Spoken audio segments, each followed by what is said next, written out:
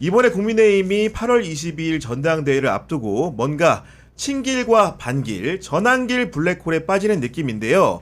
유경선 기자, 네. 전환길 씨는 과연 어떤 인물입니까? 전환길 씨는 일단 다들 아시다시피 한국사 강사 출신이시죠. 일단 본명은 전유관입니다. 이 본명 관해서는 나중에 또 얘기할 일이 있을 거고요. 네, 1970년 8월 21일 경북 출생이고요. 경북대 지리학과를 나왔고, 그래서 전공은 학사는 이제 한국사가 아닌데 대학원에서 한국사 석사를 수료를 하고 그 이후에 워낙에 언변이 좋아서 그런 것 같아요. 네. 그래서 학원 강사로 이제 일을 시작을 했다가 굉장히 1년 만에 확 성장을 하고 좋은 곳에서 스카웃도 되고 하면서 이제 그때부터 강사의 길을 걷기 시작했다고 합니다. 지금은 전환길 뉴스라는 그 매체를 네. 창간을 했고 뭐 공명선거 전국연합 뭐 이런 곳에 대표를 하고 있습니다. 저도 예. 이제 그 방송을 준비해야 되니까 전환길 씨가 쓴 책이 있을까 해서 찾아봤더니 2023년 6월에 에세이 형식의 글을 썼는데 제목이 내 인생 우습지 않답니다. 불과 2년 전에 쓴 작품인데 거기 어떤 대목이 있냐면은 그 강의 외길을 가겠다 이런 다짐이 담겨 있는데 표현이 이렇습니다. 지금 당장 나에게 국회의원 하라고 한다면 안 한다. 네. 의사가운 줄 테니 해라? 안 한다. 판사복 주고 판결하라고 하면 안 한다. 그러면서 나는 강의하는 게 제일 좋다 그랬는데 이분이 과연 이렇게 잘 나가던 한국사 강사가 왜 이걸 본업을 그만두고 정치를 시작하게 된 겁니까? 저도 궁금해서 이제 윤석열 전 대통령의 그 주변 가까운 측근들이 좀 어떻게 생각하나 물어봤는데 그들이 이렇게 표현을 하더라고요. 확신범이다. 확신범이다. 네. 네. 그러니까 뭐 다른 욕심이 있어서라기보다 그 안에서는 정치적 신념에 따라서 그렇게 열심히 윤석열 전 대통령을 돕는 것 같다. 이렇게 좀 판단을 하고 있더라고요. 아, 그런 마음가짐에서 그런 것이다. 네. 나라를 구하기 위해서 나라를 구하기 위해서 아닌 게 아니고 전환길 씨가 지난 윤석열 탄핵 국면에서 가장 열심히 모습을 비췄던 게 세이브 코리아라는 개신교 단체가 주도하는 집회였고 네. 거기서 이제 여러 가지 활동을 했는데 도대체 나라를 구하겠다. 세이브 코리아 어떤 단체고 그들이 한 집회는 어떤 겁니까? 세이브 코리아는 이제 그 소년보 목사라고 부산에 있는 세계로 교회의 목사인데 이 사람이 이제 윤석열 전 대통령 탄핵 반대를 하면서 또 이제 부정선거로는 굉장히 크게 주창을 했던 집회입니다. 국민의힘 의원들도 수십 명 나와서 거기 나가서 기도를 하기도 했었고요. 뭐 황교안, 민경욱, 뭐 이제 모스탄, 석동현 이제 이런 그러니까요. 이름들이 네. 이제 거기에 나왔고 전환길 씨가 이제 나가서 굉장히 열정적으로 거기에서 많이 뭐 연설도 하고 했었는데 방금 저 이설희 기자 확신범 얘기하셨었는데 저도 그래서 너무 궁금해가지고 대체 이 사람이 이제 왜 이렇게 됐을까? 근데 놀랍게도 12월 그 6일에가 그러니까 이제 2024년 12월 6일이면 비상계엄 직후잖아요. 사흘 뒤죠. 네, 그때 연설한 내용을 보면은 굉장히 정상인의 그 말이거든요. 아, 12월 6일만 해도 네, 그때만, 정상인의 범주다. 네네, 그때만 해도 뭐 여러분 정말 간밤에 너무 많이 놀라셨죠. 이러면서 본인도 너무 무서웠다. 그리고 뭐 이제 전두환 얘기를 하면서 박정희 전두환 정부 때 우리가 역사책에서 배워왔던 그런 내용들 되풀이될까 봐 너무 무서웠다. 근데 여기서도 사실 자기는 정치하지 않겠다. 뭐 이렇게 얘기를 분명히 하거든요. 그러면서 또 웃긴 게 이 계엄의 이유로 저기가 본인이 추론하면서 말하는 것이 뭐 지금 지도자의 부도덕이다. 그러니까 이제 배우자가 여러 가지 의혹이 있지 않느냐. 그래서 뭐 특검 요청이 오지 않았느냐. 그래서 이거를 막기 위해서 이제 비상계엄을 선포를 했다고 보여진다라는 식으로 본인이 얘기를 하거든요. 네. 그러고 나서 얼마 안 있다가 갑자기 사법부 탓을 합니다. 뭐 사법부가 대한민국을 망쳤다. 그리고 나서 또 얼마 뒤에 언론이 대한민국을 망쳤다라고 하다가 그 불똥이 선관위로 튀더라고요. 아, 부정선거론으로. 네. 그래서 그 단계마다 이제 뭐 어떤 식으로 사고가 발전하셨는지는 잘 모르겠지만 만약에 정말 확신범이라고 한다면 방금 말씀하신 것처럼 진지하게 부정선거론을 믿어서 정말 그렇게 하는 것이 아닌가 뭐 이런 생각까지 좀 들더라고요. 네, 저는 개인적으로 이제 믿는다는 표현에 주목을 하게 되는데 기본적으로 이제 그 전환길 씨가 이제 대중들을 만났던 곳이 종교적 공간이기도 하고 그런 종교적인 신념과 정치적인 목적 의식이 맞닿아서 뭔가 윤석열 정부라는 것을 등에 업고 본인이 바로하는 부분이 없지 않은 것 같거든요. 그러니까 뭐 한국의 보수 진영과 기독교 우파는 이제 이 둘이 결합한 건 굉장히 오래된 문제고 하루 이틀 된 문제는 아니고 그리고 이제 이번에 이제 탄핵 국면이나 개헌 국면에서도 이제 많이 보셨다시피 그 집회에서 버스와 이제 인력을 동원할 수 있는 게 기독교 우파다 보니까 당연히 이제 자연스럽게 도드라질 수밖에 없는데 조금 의아한 부분은 이제 뭐 이제 기독교를 믿으시는 분들은 잘 알겠지만은 무속이나 뭐 통일교 같은 거는 굉장히 허용될 수 없는 이단이거든요. 근데 이제 사실 윤석열 정부는 정말 끊임없이 무속 논란이 많았던 정부잖아요. 근데 그거를 이제 많은 이제 기독교 이제 신자들이 속한 보수 진영 지지자들이 그런 걸 약간 받아들일 수 없는데 왜 약간 그렇네. 이 정부를 지지하는지가 네. 조금 약간 황당하기도 하고 앞뒤가 안 맞는 좀 그런 측면이 있어요. 그리고 정말 약간 황당하고 좀 재밌는 부분이 그러니까 이를테면 지금 계속 이제 특검에서 굴러가는 게 그러니까 통일교에서 김건희 여사한테 다이아몬드 목걸이와 이제 샤넬백을 줬다는 걸 수사를 하고 그렇죠. 있잖아요. 네. 근데 이제 그걸 또 건진법사라는 다른 사입이 약간 종교인으로 추정되는 분을 통해서 또 그거를 로비를 했다는 거잖아요. 그러니까 지금 하나의 사건에 두 개의 무속이 지금 약간 무속 또는 약간 이단이 이렇게 등장하는 약간 이런데 좀 약간 기독교 진영에서 이렇게 윤석열 전 대통령을 계속 약간 지지한다는 부분이 좀 아이러니하다. 네, 좀 이렇게 봅니다. 그래서 종교 믿는다라는 부분에 대해서 말씀을 해주셨는데 그 맹목적인 믿음이 대체 어떻게 가능할까? 예전에는 좀 반공 이데올로기가 좀 강했던 것 같아요. 보수 개신교계에서. 근데 최근에는 그 반공에 더해서 뭐 좀 반동성애라든지 또 학생 인권이라든지 이런 부분들로 좀 그 사상의 전선이 좀 옮겨가면서 이것들이 새로 이들을 좀 동원하는 어떤 그 결집의 계기가 되고 있지 않나 좀 이런 생각을 하고 그래서 아까 이제 말씀하신 게 되게 다양한 종교들 간의 이상한 협업 관계잖아요. 말하자면 그러니까, 그 윤석열 네. 정권을 비호하기 위한.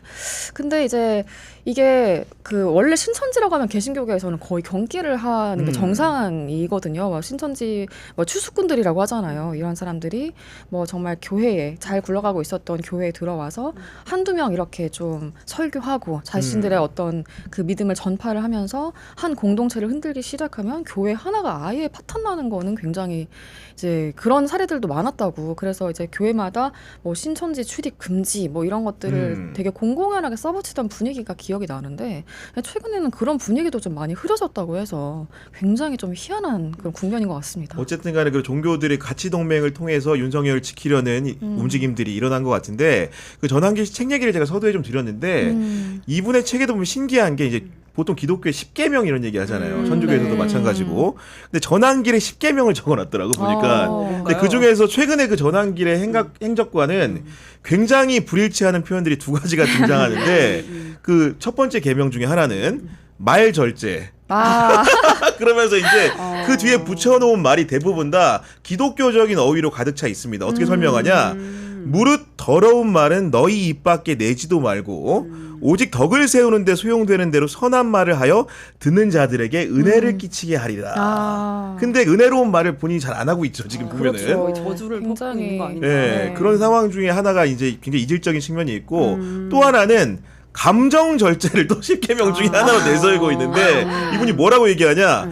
분을 쉽게 내는 자는 다툼을 일으켜도 노하기를 더디하는 자는 시비를 그치게 하느니라. 제가 지금 끊어읽기를 좀 잘못했는데 쉽게 얘기해서 분을 쉽게 내면 안 된다는 얘기를 하는데 이분이 나타나는 강연 영상마다 분노가 가득 차 있는데 이거는 모든 썸네일마다 격정적인 표정이 이렇게 썸네일로 가득 차 있잖아요. 그러니까 본인의 네. 그런 실제로 본인 스스로 세운 10계명과도 상당히 어긋난 이제 행보를 보인다는 점에서 이분이 도대체 어떤 지점에서 이렇게 분노하여서 윤석열을 지지하고 탄핵을 반대하게 이르렀는가 이렇게 찾아가다 봤더니 접점이 하나 드러난 게 있죠. 기본적으로 윤석열과 함께 부정선거 관련된 영화를 네. 함께 보는 풍경 그렇죠. 네. 그게 연출되지 않았습니까? 윤석열 네, 기자? 맞습니다.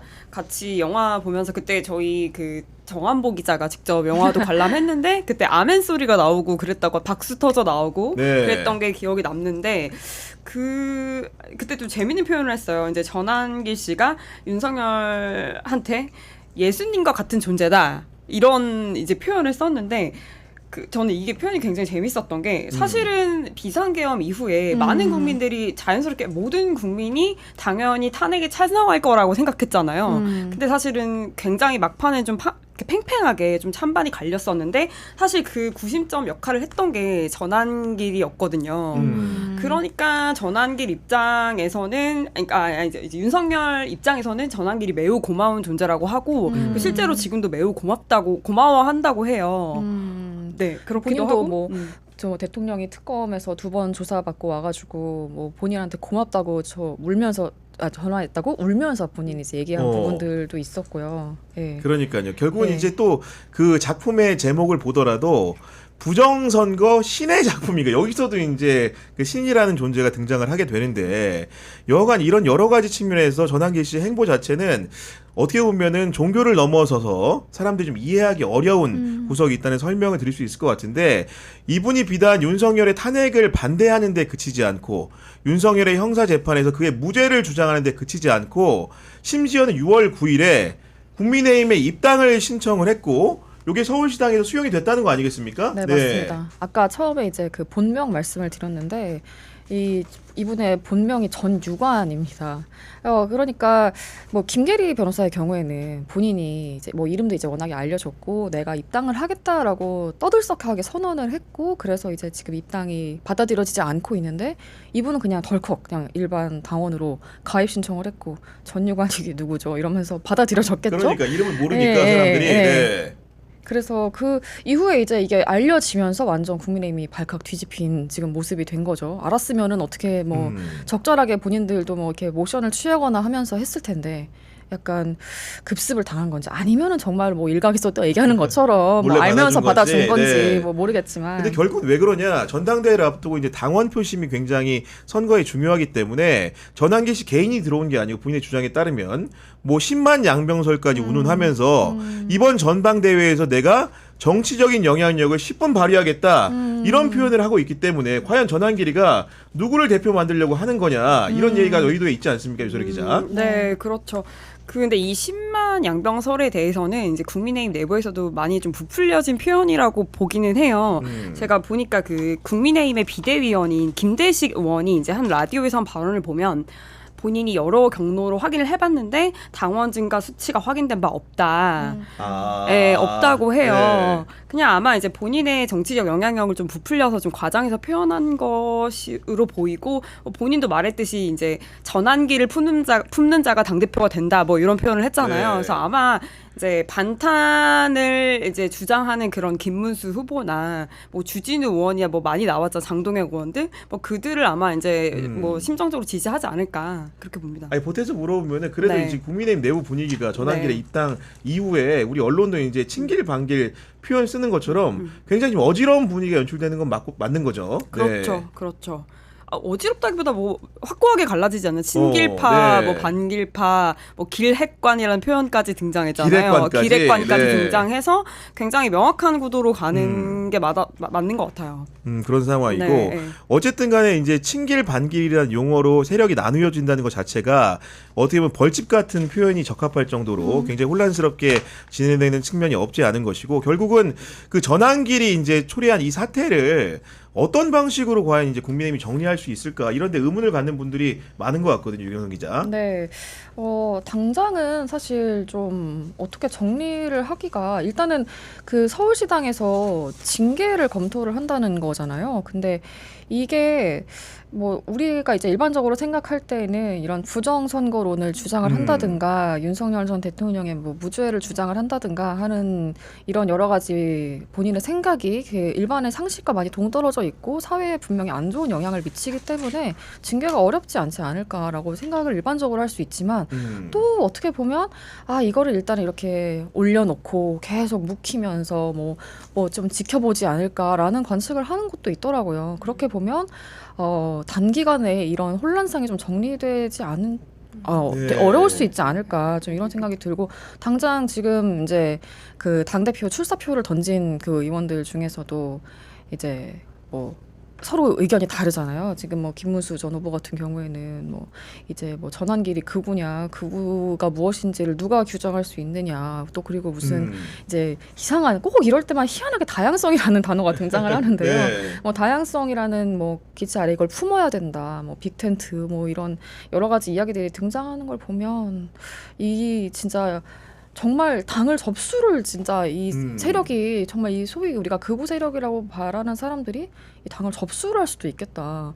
저는 아까 선배가 이제 말씀하신 그 전환길의 저서 제목 내 인생 우습지 않다가 자꾸 지금 떠오르는데 그러니까 되게 이제 그 양병설을 이야기를 하면서 굉장히 이제 그런 아래에서 당원들이 뭔가 민주적인 구조로 민주적이라는 말 여기다 써도 될지는 잘 모르겠습니다만 어쨌든 그 일반 당원들의 힘으로 이제 이 당이 굴러가야 된다. 이들의 의사가 더 많이 반영되어야 한다. 당이 그렇게 되어가야 되지 않겠느냐라는 그런 말들을 좀 하더라고요. 그래서 아 정말 이제 당 본인은 뭐 저 전면에 나서지 않더라도 자기를 어떻게 보면 뭔가 수단으로 해서 자기랑 뜻을 같이 하는 사람들이 정말 이 당의 주류가 되는 이런 그림을 이 사람은 좀 꿈꾸고 있는 것이 아닐까 좀 이런 생각이 좀 들었습니다. 예. 그 우리 유선희 기자 같은 경우는 국민의힘 출입을 몇 년이나 했죠? 저 한 2년 좀 넘게 했습니다. 2년 좀 넘게, 네. 그러니까 네. 2년 정도 지켜봤는데 사실은 그 지켜본 기간 중에서 지금 제가 보기에는 가장 큰 위기로 여겨지는데 이 결말이 과연 어떻게 될까? 기자들은 좀 어떻게 생각을 합니까? 저는 물론 근데 뭐 늘 했던 패턴과 비슷한 패턴으로 보이고 있어. 그러니까 이를테면 쌍권 지도부가 계엄 탄핵 국면에서 이제 윤석열 탈당을 시키지 않고 좀 명확하게 선을 긋질 않았었잖아요. 되게 오락가락한 행보를 했었는데 지금도 똑같이 그렇게 하고 있거든요. 그러니까 눈치를 보는 거죠. 그러니까 핵심 지지층의 일부가 당연히 이제 뭐 탄핵을 반대하고 이랬으니까 이 전환길한테도 가혹하게 하지 못하고 있는 거거든요. 그러니까 대표적인 예가 송환석 원내대표가 처음에 전환길 씨가 입당을 했을 때 아니 한 명이 뭐 입당하는 게 뭐 대단한 일이라고 호들갑이냐 이런 식으로 별일 아니라는 식으로 또 얘기를 하다가 또 여론이 심상치가 않으니까 또 서울시당 시켜가지고 조사를 하고 이런 게 이제 그냥 여론 눈치 보면서 왔다 갔다 하는 거거든요. 그러니까 여기서 사실 명확하게 선을 긋고 그렇게 하면 되게 그렇지. 쉬운 길로 갈 수 네. 있는 건데 계속 그 길을 못 가고 있다. 그래서 답답하죠. 네.